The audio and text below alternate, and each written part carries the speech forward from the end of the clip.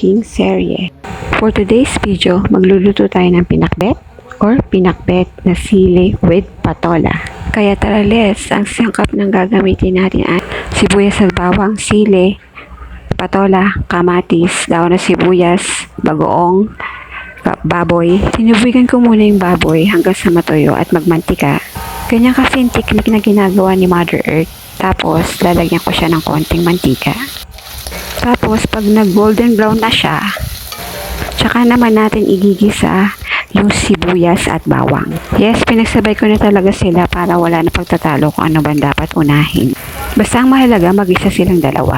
Tapos, pag nangangamoy na sila, hindi ikaw ilagay mo na yung kamatis. Cherries! Tapos, igisa mo lang yung kamatis hanggang sa maging translucent siya. Pag translucent na, pwede mo nang ilagay yung bagoong. Tantansya-tansya lang ha. O diba, nabubulol-bulol pa ang inday nyo. Paunti-unti lang lagay kasi baka magmaalat siya. Tapos, maglagay na rin kayo ng tubig. Tantansya-tansya lang. Dito maanak nyo talaga yung tansya-tansya skills nyo. Tapos, after 5 minutes, ilagay nyo na yung mga sili.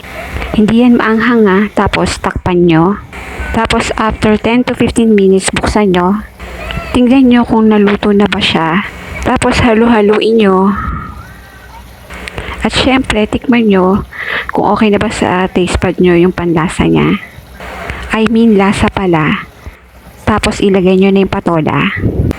And then, imekos-mekos nyo na mga insan.